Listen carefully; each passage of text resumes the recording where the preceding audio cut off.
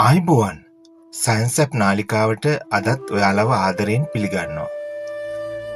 අද මම මේ වීඩියෝ එක අරගෙන ඉන්න විශේෂ හේතුවක් තියෙනවා. අද මම මගේ දුවගේ විශ්වවිද්‍යාල ප්‍රවේශය වෙනුවෙන් කොළඹ විශ්වවිද්‍යාලයේ දේශීය වෛද්‍ය විද්‍යාපීඨයේ නවක සිසුන් පිළිගැනීමේ වැඩසටහනට සහභාගී වුණා.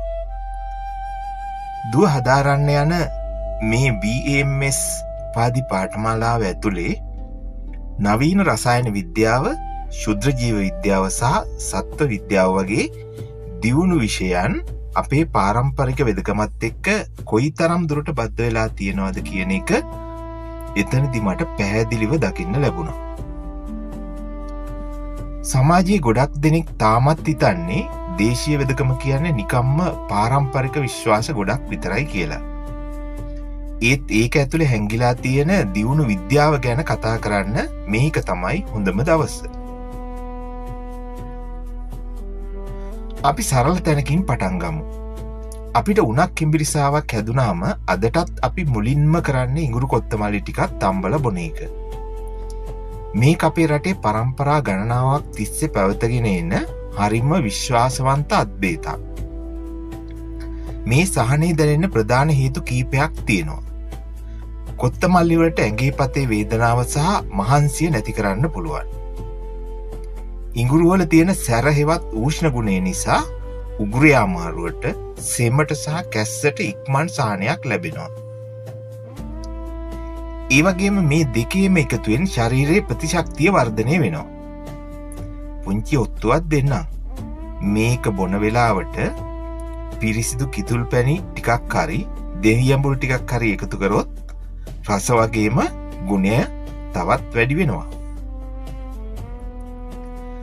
හැබැයි මේ තැම්බූ වතුර වීදුරු ඇතුලේ ඇත්තටම සිද්ධ වෙන්නේ මොකද්ද? අන්ධ භක්තියෙන් ඔබට ගිය දේශීය වෛද්‍ය ක්‍රමයේ තුල සැඟවී තිබෙන අතිශය දියුණු රසායන විද්‍යාව ගැනයි අද අපි කතා කරන්නේ.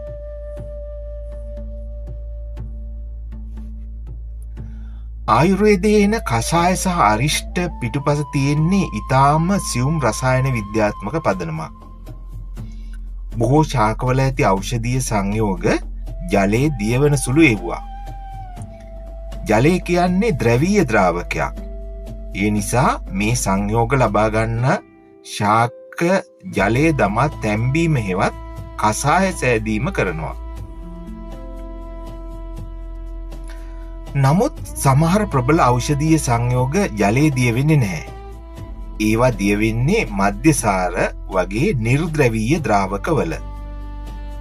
අරිෂ්ට හදනකොට නිපදවෙන මධ්‍යසාරය මගින් මේ නිර්ද්‍රවීය සංයෝග නිස්සාරණය කර ගන්නවා.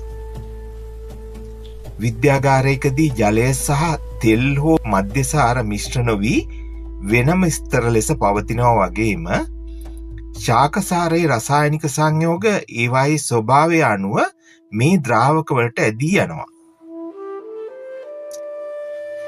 මේ අනුව අපි බොන කසාය සහ අරිෂ්ට කියන්නේ හුදෙක් සාම්ප්‍රදායික වට්ටෝරු විතරක් නෙමෙයි, රසායන විද්‍යාවේ මූලික සිද්ධාන්ත මත පදනම් වෙච්චි විද්‍යාත්මක නිස්සාරණ ක්‍රියාවලින්ගේ ප්‍රතිඵලයක්.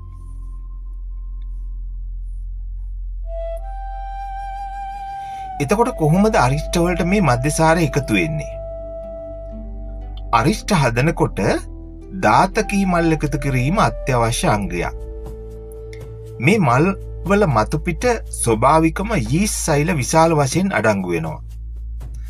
අරිෂ්ට හදන්න ගන්න කසාය පැණි හරි හකුරු හරි එක්කලා මේ මල් මැටි භාජනයකට දාමා සීල් කරපුවාම යීස්ට් මගින් නිර්වාය ශ්වසනය සිදු කරලා මිශ්‍රණයේ තියෙන සීනි එතිල් මධ්‍යසාර සහ කාබන් ඩයොක්සයිඩ් බවට පත් කරනවා.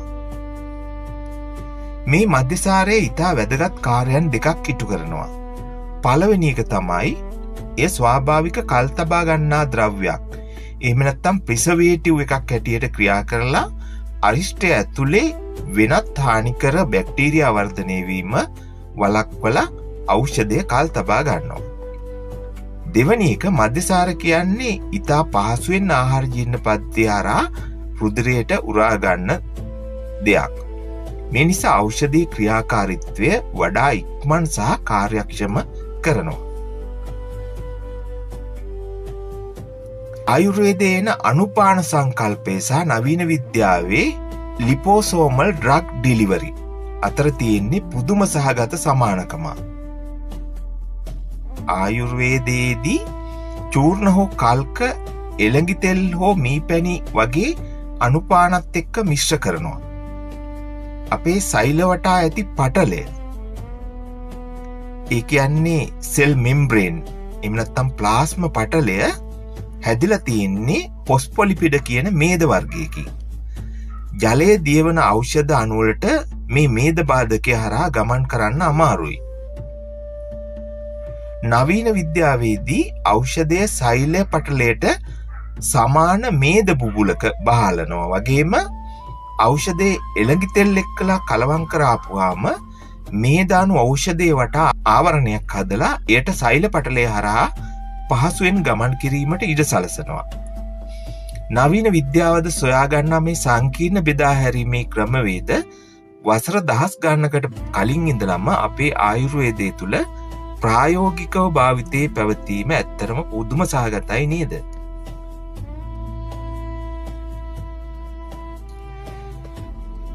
ඉතින් අද විශ්වවිද්‍යාලයකින් බිහිවෙන BAMS උපාධිධාරී ආයුර්වේද වෛද්‍යවරයෙක් කියන්නේ සාම්ප්‍රදායික ඥානයත් නවීන විද්‍යාත්මක තාක්ෂණයත් මනාව මුසු කරගත් අතිදක්ෂ වෘත්තිකයෙක්. ඔවුන් මානව ව්‍යුහ විද්‍යාව, ඇනටමි, දේහ ක්‍රියා විද්‍යාව, ෆිසියොලොජි, ශුද්‍රජීව විද්‍යාව, මයික්‍රොබයොලොජි සහ රෝග නිදාන විද්‍යාව, පැතොලොජි ඉතා ගැඹුරින් හදාරනවා.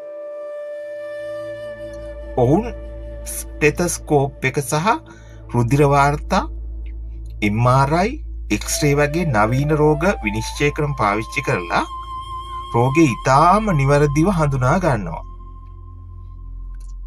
ඉන්පසුව රෝග ලක්ෂණ වලට පමණක් සීමා නොවි මුළු ශරීරයම සමතුලිත කරමින් රෝග නිදානයේටම හොලිස්ටික් ඇප්‍රෝච් ප්‍රතිකාර කරනවා. අද වන විට මේ පාරම්පරික ඖෂධවල ක්‍රියාකාරීත්වය නවීන විද්‍යාගාර තුළදී HPLC වැනි තාක්ෂණික ක්‍රම මගින් පවා තහවුරු වෙමින් පවතිනවා. බටහිර විද්‍යාවත් දේශීය වෛද්‍ය විද්‍යාවත් කියන්නේ එකිනෙකට ප්‍රතිවිරුද්ධ දේවල් නෙමෙයි. රෝගියාගේ යහපත වෙනුවෙන් මේ ක්‍රම දෙකම එකට මුසු කිරීමයි අද දවසේ අවශ්‍යතාවය. මේ වගේ නවීන විද්‍යාව එක්ක බැඳුණු තවත් අපූර්ව තොරතුරු සරලව ඉගෙන ගන්න දිගටම සයන්ස් ඇප් එකත් එක්ක රැඳී ඉන්න. වීඩියෝ එක ෂෙයා කරලා මේ වටිනා දැනුම තවත් කෙනෙක්ට ලබා දෙන්නත් අමතක කරන්න එපා.